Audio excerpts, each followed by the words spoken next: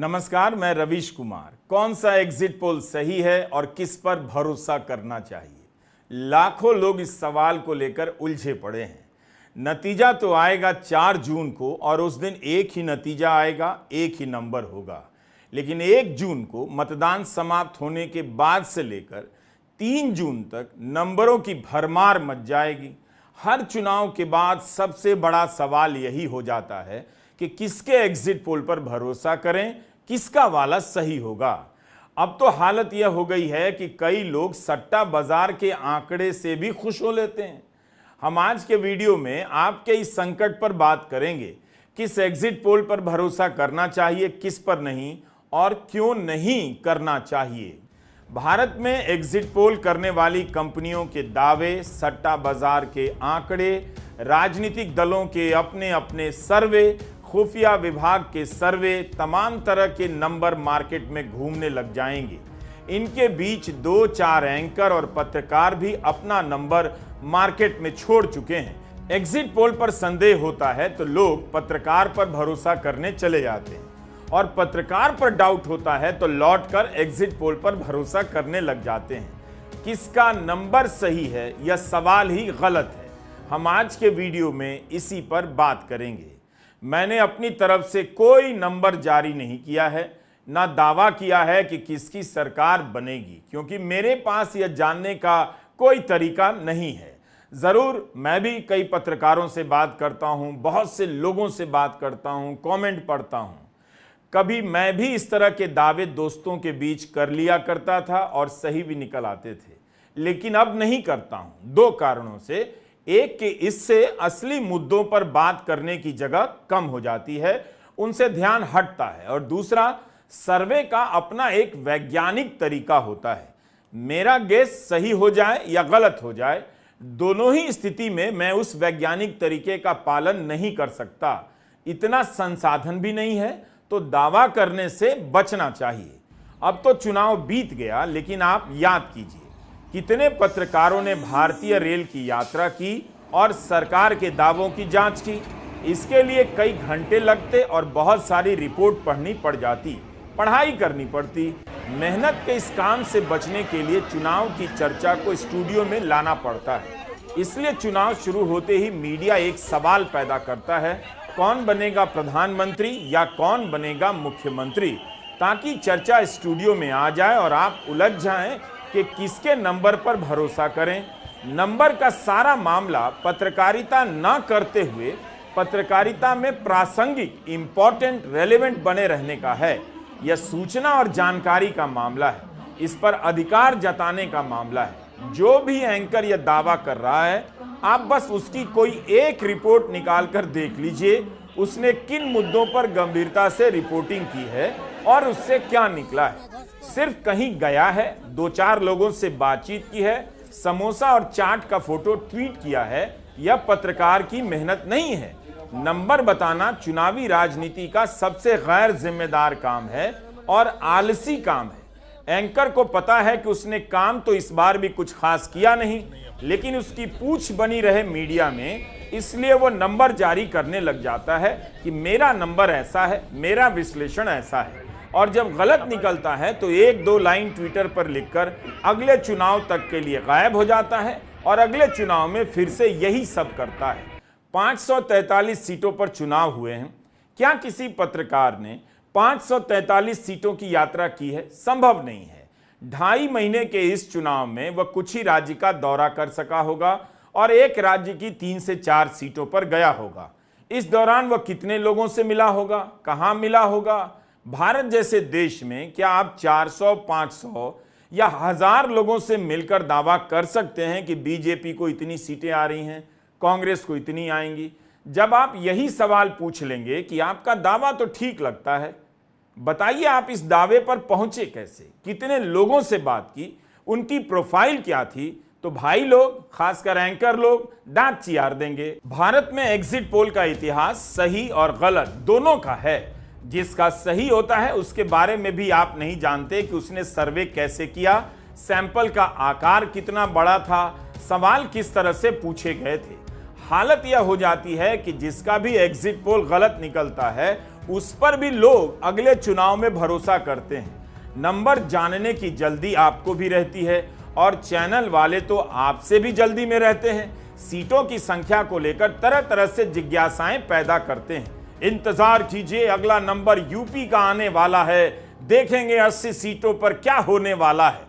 इसी हड़बड़ी के कारण एग्जिट पोल को लेकर गड़बड़ी हो जाती है। स्क्रीन पर कोई ना कोई नंबर छलक रहा होता है ताकि आपका ध्यान बना रहे, आप उस चैनल को ना बदलें और उसी चैनल को देखते रह जाएं, टीआरपी आ जाए।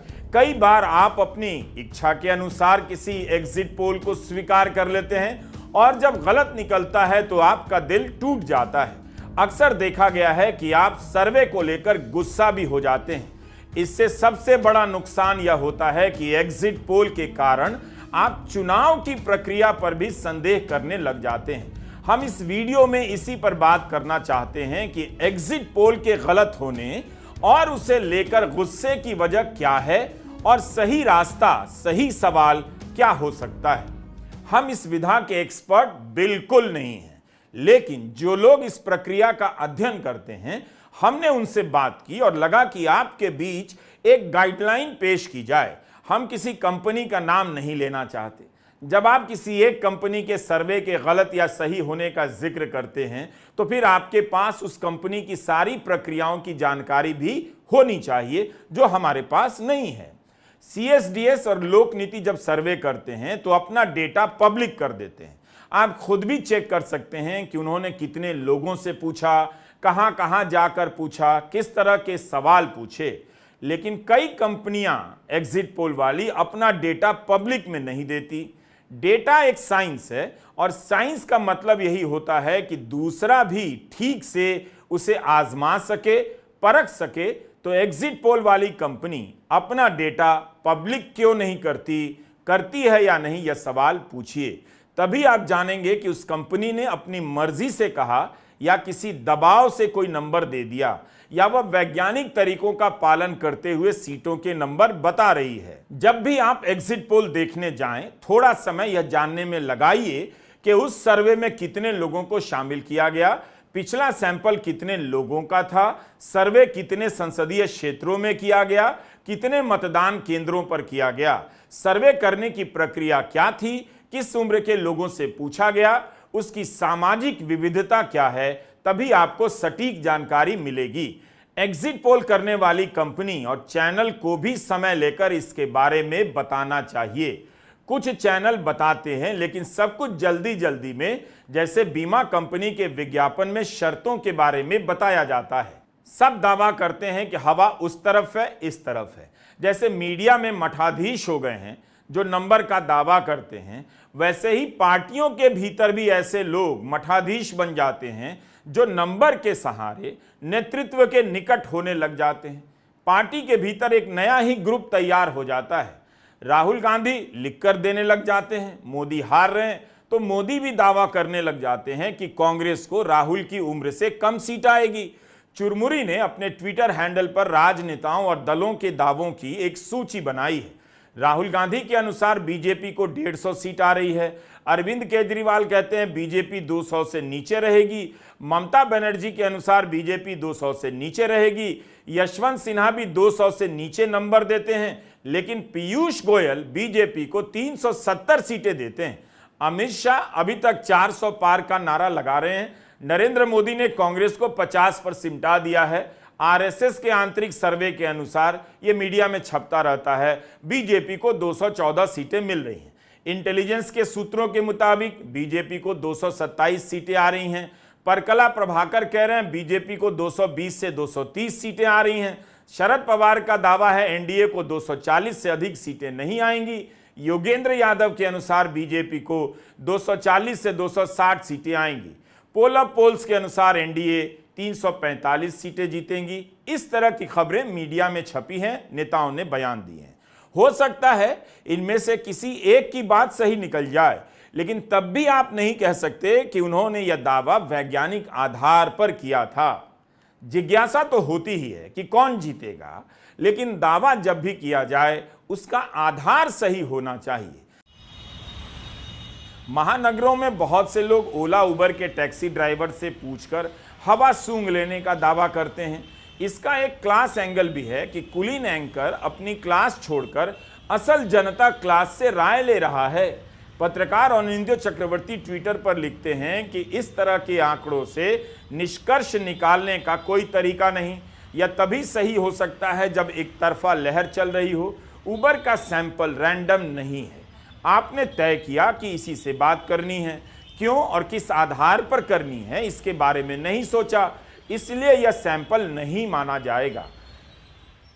यही कारण है कि कई चैनलों और कई पत्रकारों के सर्वे गलत हो जाते हैं। आप जरूर लोगों से बात कीजिए, पूछिए भी, लेकिन 150 लोगों से बातचीत के आधार पर यह दावा मत कीजिए कि बीजेपी को इतनी सीटें आएंगी और कांग्रेस को इतनी। कई बार आप गलत होते हैं और कभी कभी सही भी हो जाते हैं। हमारा फोकस इस पर है कि क्या आपने यह दावा वैज्ञानिक आधार पर किया है। ऐसे लोग जब भी नंबर दें तो आप थोड़ा पीछे हटकर सोचें कि क्या यह बात साइंटिफिक आधार पर कही जा रही है। एक संसदीय क्षेत्र में कम से कम 2000 मतदान केंद्र होते हैं। हवा का पता लगाने निकले पत्रकार कितने लोगों से बात कर पाएंगे इतनी भयंकर गर्मी में। इसी तरह पूरे देश का स्केल लीजिए तो क्या वे 5000 वोटर से भी बात कर पाएंगे?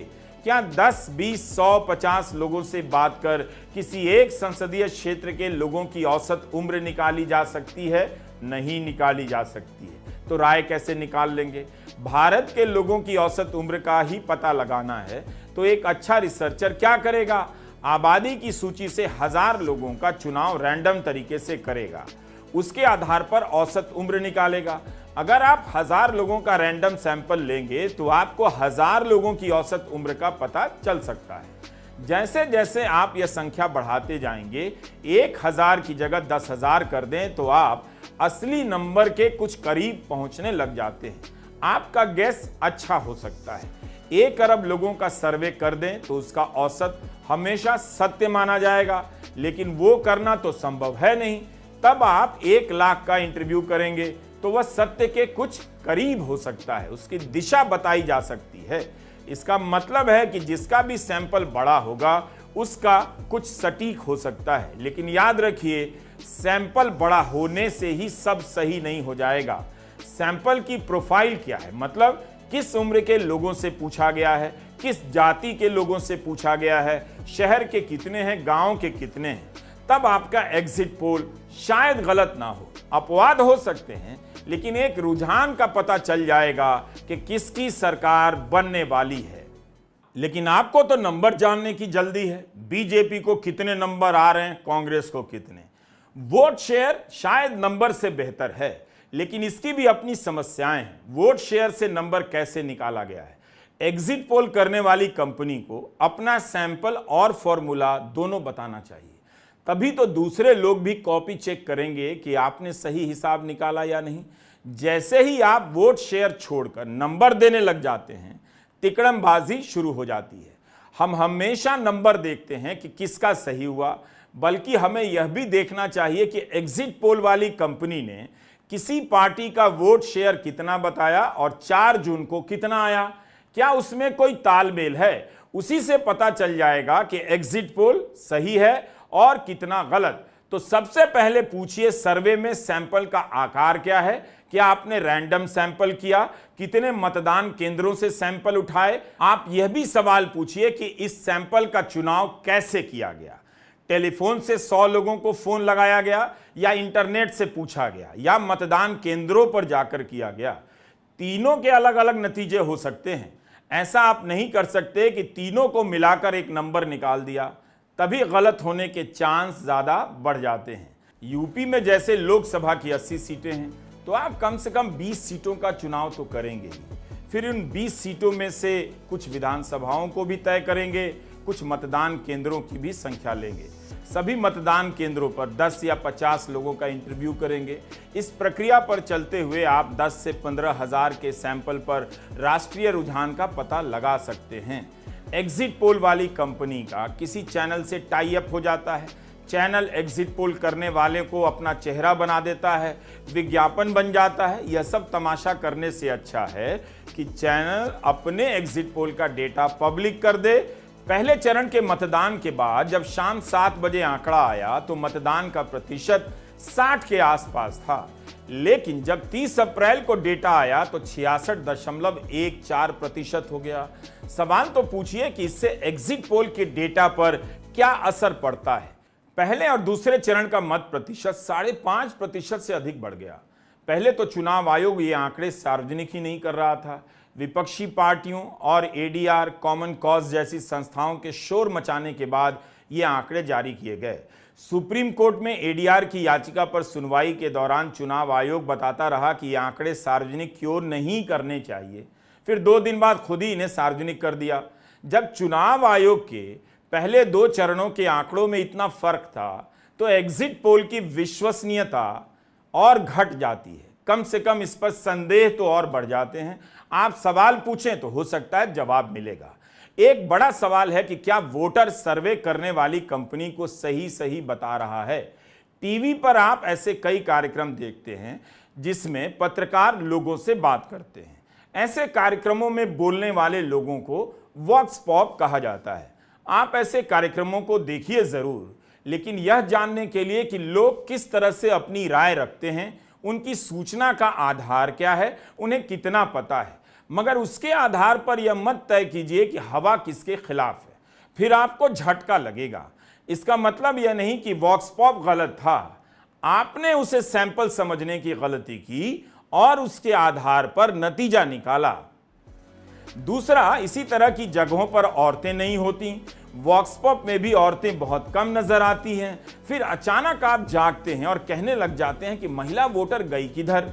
उन्हें आप एक समूह मान लेते हैं कि महिलाएं भीड़ की तरह किसी एक ही नेता के पीछे जा रही हैं। इसमें होता क्या है, मान लीजिए 1 लाख का सर्वे किया पर रैंडमली नहीं किया, 1 लाख के जवाब आ गए। मेरे सैंपल में मान लीजिए 70% आदमी हैं, 30% औरतें हैं। अब इस सर्वे में आदमी और औरतों की संख्या में बहुत अंतर है। यहां से खेल शुरू होता है वेटेज का। आप पुरुष मतदाताओं के वेटेज को कम कर देते हैं, 70 लोगों के मत को 50 लोगों के मत के बराबर पर ले आते हैं और 30% औरतों को 50% मान लेते हैं। यहीं पर गलती हो सकती है। आपने अगर सर्वे ठीक किया होता तो अनुमान लगाने की जरूरत नहीं पड़ती। अनुपात के आधार पर आप किसी की राय नहीं बना सकते। आप सोचिए कि सर्वे में अनुसूचित जाति, जनजाति और मुसलमानों का प्रतिनिधित्व बहुत कम है, ब्राह्मण, राजपूत का ज्यादा है। बैलेंस करने के लिए आप ब्राह्मणों के सैंपल को कम करते हैं, मुसलमानों के सैंपल को कई गुना बढ़ा देते हैं। इसलिए सैंपल के बारे में विस्तार से जानना बहुत जरूरी है। तो मैं फिर से दोहरा रहा हूं, आपके लिए जानना जरूरी है कि कितनी सीटों पर सर्वे हुआ, हर सीट पर कितनी विधानसभाओं में सर्वे हुआ, कितनी विधानसभाओं के कितने मतदान केंद्रों पर हुआ। इसी के साथ उम्र के हिसाब से, लिंग के हिसाब से और जाति के हिसाब से सर्वे का सैंपल साइज क्या है पूछिए। भारत जैसे देश में अलग अलग राज्यों में स्विंग अलग होती है। मध्य प्रदेश में हो सकता है कांग्रेस के खिलाफ नकारात्मक स्विंग हो, तो जरूरी नहीं कि यूपी में भी हो सकता है कि यूपी में सकारात्मक स्विंग हो। बेहतर है कि हर राज्य में अलग से स्विंग टेस्ट किया जाए। अलग अलग करेंगे तभी हमें पता चलेगा कि यूपी में इंडिया गठबंधन की तरफ कितना वोट गया और बीजेपी की तरफ कितना। अब इसमें भी एक दिक्कत है, भारत में हर साल नए मतदाता जुड़ते हैं, उनका कोई डेटा पिछली बार का तो नहीं होता। स्विंग में आप यही बताते हैं कि पिछली बार बीजेपी को 40% मिला तो इस बार 35 यानी खिलाफ में 5% का स्विंग हो गया। लेकिन इसमें तो पहली बार वोट डालने आए वोटर का क्या रोल है, कितना हिस्सा है, वो आप नहीं बताते। इसलिए कई बार स्विंग को लेकर भी समस्या हो सकती है। यही नहीं, भारत में हर बार नई नई पार्टियां आ जाती हैं, पार्टियां अलग अलग गठबंधन में चली जाती हैं, कुछ भी स्टेबल नहीं है, स्थायी नहीं है। एक उम्मीदवार आज कांग्रेस से लड़ रहा है तो वही अगला चुनाव बीजेपी से लड़ता है। जैसे 2019 में ज्योतिरादित्य सिंधिया कांग्रेस से लड़े, 2024 में बीजेपी से लड़ने आ गए। कांग्रेस के हजारों कार्यकर्ता उनके पीछे पीछे बीजेपी में आ गए। इसलिए आप पिछले चुनाव के आंकड़ों को आधार बनाने से पहले कई सवालों को परख लीजिए। महाराष्ट्र में अब आप कैसे डेटा लेंगे? शिवसेना और एनसीपी दोनों टूट गई हैं, तो इस बार किस आधार पर आप विश्लेषण करेंगे? भारत की राजनीति की यह सब चुनौतियां हैं। हमारा कहना है कि इन सब में वोट शेयर हर चुनाव में अलग होता है। ऐसे में आप वोट शेयर से सीटों का नंबर नहीं निकाल सकते। पूरी पोलिंग इस पर आधारित होती है कि आप अतीत के आधार पर भविष्य बता रहे हैं, लेकिन यहां अतीत ही बदल गया। हर चुनाव में कई नेता पाला बदलते हैं। अतीत के मुकाबले खुद पार्टी का वर्तमान बदल जाता है। तो किस लेवल पर जाकर आप स्विंग की गिनती करेंगे और सीटों की संख्या बताएंगे। अब आते हैं पोल अप पोल्स पर। इसमें भी एक घपलेबाजी हो सकती है। एग्जिट पोल करने वाली सभी कंपनियों के नंबर लेकर औसत निकाला जाता है। इसमें उन कंपनियों के नंबर पर भी भरोसा कर लिया जाता है जिनका दावा कई बार से गलत हो रहा है और जिन्होंने इस बार भी गलत किया है।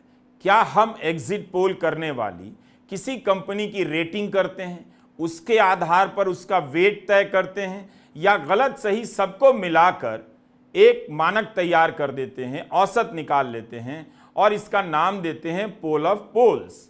हमारा जोर इस बात पर है कि जिस एग्जिट पोल को आप इतना भरोसे से देखते हैं उसके साइंस को समझिए। क्यों सैंपल साइज बड़ा होना चाहिए, क्यों नंबर की जगह वोट शेयर होना चाहिए, इसे जानिए। और वोट शेयर से अगर आप सीट निकाल रहे हैं उसका फॉर्मूला क्या है आपको पता होना चाहिए। तब आपका गुस्सा प्रैक्टिस पर होगा, पूरी प्रक्रिया पर नहीं। एक डॉक्टर ने सर्जरी गलत कर दी, यह उस डॉक्टर की कमी हो सकती है, ना कि मेडिकल साइंस की। यही नहीं, पोल बोलकर विश्वसनीयता बनाने का भी खेल होता है, जबकि है तो यह सर्वे, अनुमान। पोल कहने से लगता है मतदान का ही नतीजा है। एग्जिट पोल बहुत बड़ा बाजार है, टीआरपी का सट्टा मार्केट। करोड़ों रुपए का इसमें खेल होता है। एग्जिट पोल की अटकलों को 3 दिन मिलता है। चुनाव के नतीजे आधे दिन में आ जाते हैं। इससे आपको अंदाजा हो जाना चाहिए कि मतदान के बाद और नतीजों से पहले का यह बाजार कितना बड़ा है और इसे किस तरह से बचा कर रखा जाता है ताकि इसी दौरान चैनलों की कमाई हो जाए। अमेरिका में मतदान खत्म होने के कुछ घंटे के भीतर वोटों की गिनती शुरू हो जाती है। भले ही यह गिनती लंबी चलती है, लेकिन इस कारण एग्जिट पोल का बाजार वहां नहीं बन पाता।